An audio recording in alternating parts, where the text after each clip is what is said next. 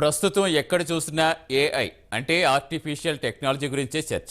తాజాగా ఏఐతో deep fake pornography లేదా సెక్సులైజ్డ్ images మహిళా రాజకీయ నాయకుల జీవితాన్ని దుర్భరం చేస్తున్నాయి. ఈ దాడ్యం అమెరికా, ఇటలీ, బ్రిటన్తో పాటు పాకిస్తాన్లో విస్తృతంగా పెరిగిపోతోంది. ఇదే ట్రెండ్ కొనసాగితే ప్రజా జీవితంలో మహిళల పాత్ర గణనీయంగా తగ్గిపోతుందని పరిశోధకులు అభిప్రాయపడుతున్నారు.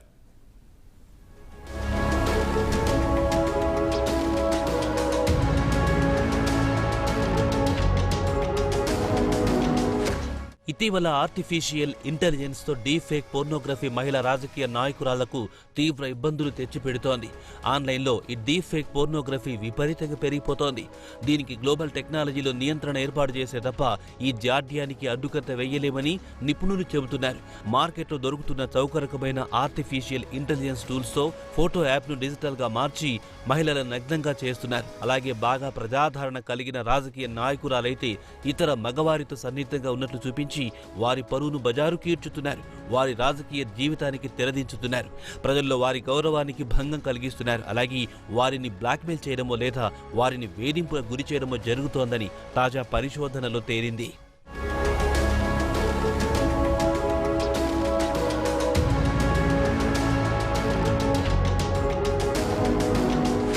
ఇక అమెరికాలను తీసుకుంటే అక్కడి అమెరికన్ సన్లైట్ ప్రాజెక్ట్ అనే research group 35,000 deep fake content గుర్తించినట్లు తెలిపింది.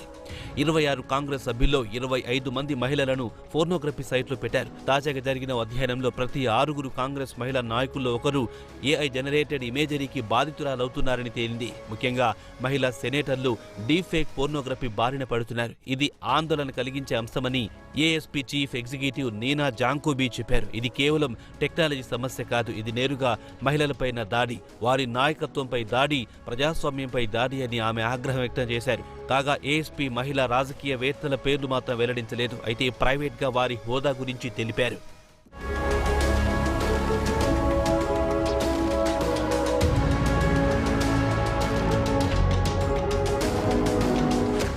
ఇక బ్రిటన్ విషయానికి వస్తే అక్కడి డిప్యూటీ పీఎం ఏంజెలా రెనేర్తో పాటు మరో 30 మంది బ్రిటిష్ మహిళా రాజకీయ నాయకురాళ్లు డీప్ ఫేక్ బలయ్యారు. వీరంతా డీప్ ఫేక్ పోర్నో వెబ్సైట్లో కనిపించారని ఛానల్ 4 ఇన్వెస్టిగేషన్ గతేడాది ప్రచురించిన ఒక నివేదికలో వెల్లడించింది. కాగా ఓ హైట్రాక్షన్ సైట్ దాని పేరు వెల్లడించలేదు. కానీ ఏఐ టెక్నాలజీ వినియోగించి సుమారు 60 రాజకీయ నాయకురాళ్లను నగ్నంగా ఉండే ఇమేజ్లను అప్లోడ్ చేశారు. వారి అనుమతి లేకుండా వారి నగ్న చిత్రాలను అప్లోడ్ చేశారని ఛానల్ 4 విచారణలో తేలింది. కాగా టెక్నాలజీ కొత్త పుంతలు తొక్కుతోంది. పరిశోధకులు చెప్పేదేమిటంటే ఇది కుటీర పరిశ్రమగా తయారయ్యిందని, ఆర్టిఫిషియల్ ఇంటెలిజెన్స్ ద్వారా పోర్న్ కంటెంట్ అప్లోడ్ చేస్తున్నారని మండిపడింది. యూజర్లు మార్కెట్లో లభించే ఏఐ టూల్స్ లేదా యాప్స్ వినియోగించి డిజిటల్గా దుస్తులు తొలగించడం లేదా డీప్ ఫేక్స్ వినియోగించి సెక్స్లో పాల్గొన్నట్లు చూపించడం జరుగుతుందని పేర్కొంది.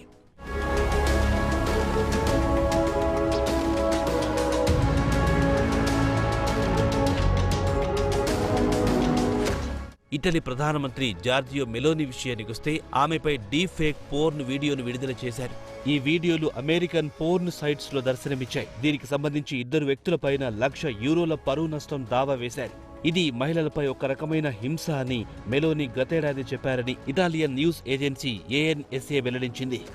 ఆర్టిఫిషియల్ ఇంటెలిజెన్స్ తమకు అనుకూలంగా మలుచుకొని మహిళల మొహాన్ని ఇతర మహిళా బాడీలతో సూపర్ ఇంపోజ్ చేయడాన్ని ఎట్టి పరిస్థితుల్లో అనుమతించరాదని ఆమె స్పష్టం చేశారు. భవిష్యత్తులో మన ఆడపిల్లలపై ఇలానే చేస్తే పరిస్థితి ఎలా ఉంటుందో ఊహించుకోండి. అందుకే దీనిపై యుద్ధం చేయాలని పిలుపునిచ్చారని అన్నారు ఇటలీ ప్రధానమంత్రి.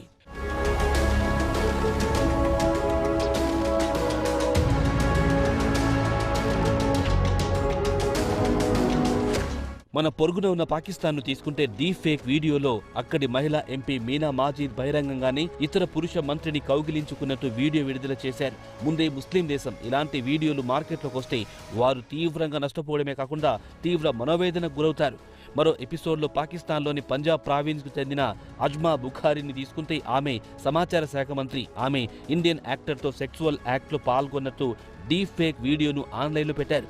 ఆమె ముఖాన్ని సూపర్ ఇంపోర్ట్ చేసి విడుదల చేశారు. దీంతో ఆమె తీవ్రమైన మానసిక వేదనకు గురయ్యారు. మహిళలను ఆర్టిఫిషియల్ ఇంటెలిజెన్స్ ద్వారా ఇమేజ్, వీడియోలు తీసి వారిని వేధించే సంఘటనలు ఇటీవల కాలంలో విపరీతంగా పెరిగిపోతున్నాయి. ముఖ్యంగా మహిళా రాజకీయ నాయకురాలను లక్ష్యంగా చేసుకుని ఇలాంటి వీడియోలు బహిరంగపరుస్తున్నారు. దీంతో మహిళలు రాజకీయాల నుంచి తప్పుకొని ఇళ్లకి పరిమితం కావాల్సి వస్తోంది. దీంతో ప్రపంచవ్యాప్తంగా డీప్ ఫేక్ నియంత్రణ తీసుకురావాలనే డిమాండ్ ఊపందుకుంటోంది.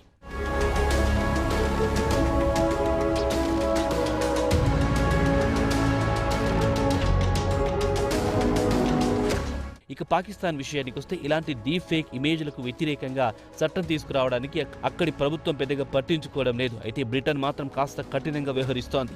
డీప్ ఫేక్ పోర్ను షేర్ చేస్తే కఠిన చర్యలు తీసుకుంటారు. డీప్ ఫేక్ క్రియేషన్స్ ను ఈ ఏడాది నిషేధించాలని నిర్ణయించింది. అదే దీనికి ఎలాంటి టైం టేబుల్ మాత్రం ప్రకటించలేదు. ఇక అమెరికాలోని కాలిఫోర్నియాతో పాటు ఫ్లోరిడా రాష్ట్రాలు ఒక చట్టాన్ని కూడా అమల్లోకి తెచ్చాయి.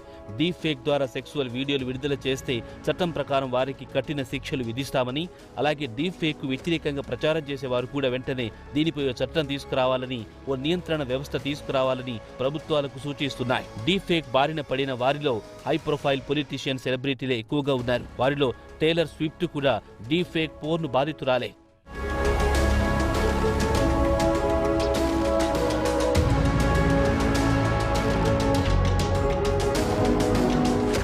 ఇటీవల ఇటలీ ప్రధానమంత్రి జార్జియో మెలేనో ప్రపంచ కుబేరుడు ఎలాన్ మస్క్ తో కిస్సింగ్ చేస్తున్న వీడియోలు ప్రపంచవ్యాప్తంగా హల్చల్ చేశాయి.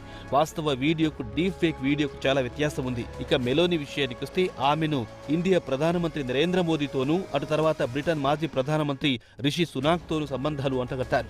వెంటనే ప్రభుత్వాలు డీప్ ఫేక్ పోర్నో వీడియో రాకుండా అడ్డుకట్ట వేయాలని మహిళా రాజకీయ నాయకురాళ్లు ముక్త కంఠంతో డిమాండ్ చేస్తున్నారు.